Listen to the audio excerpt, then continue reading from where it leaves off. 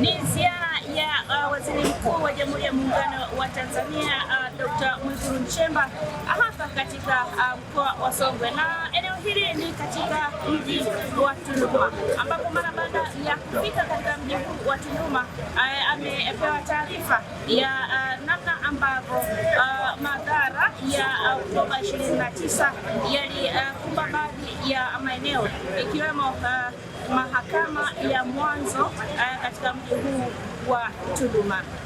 Vurugu ambazo zilileta madhara katika uharibifu wa miundombinu mbalimbali ikiwemo ofisi za watendaji wa kata zipatazo 13 pamoja na ofisi za mitaa na ofisi za vijiji, lakini hali kadhalika tunazo shule zetu zipatazo takriban 10 za msingi na sekondari ambazo ziliathiriwa kwa uharibifu wa kuvunjwa vioo pamoja na kuchukuliwa kwa viti pamoja na meza. Vile vile tulipata athari katika mahakama yetu ya mwanzo ambayo utaenda kuiona kwenye kata ya Kaloleni, lakini pia kituo chetu kile cha Koroza cha mpaka wa Tanzania na Zambia, Mheshimiwa Waziri Mkuu, kilikuwa katika hatari ya kuchomwa. Mheshimiwa Mkuu wa Mkoa, nimeshaongea na Kamishna Jenerali wa Mapato na amewaelekeza wasaidizi wake walioko hapa, hili jambo la kuhamisha ukuta lifanyike mara moja. Hamisheni ule ukuta, mwanze mara moja maandalizi ya kupanua barabara hiyo ili ziweze kupita njia 3 mpaka 4.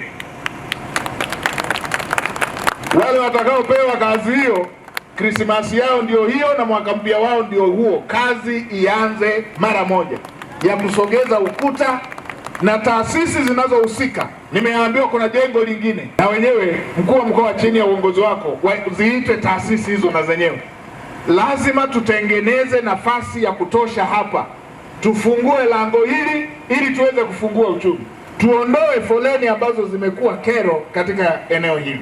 Kwa hiyo nimeelekeza maeneo yanayotakiwa kuvunjwa yaanze kuvunjwa mara moja.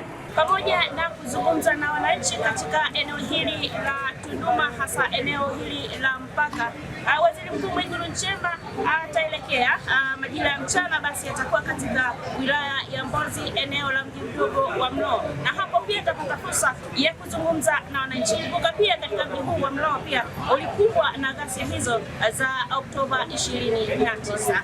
Joyce Nyanda, Azam FM kutoka Dar es Salaam.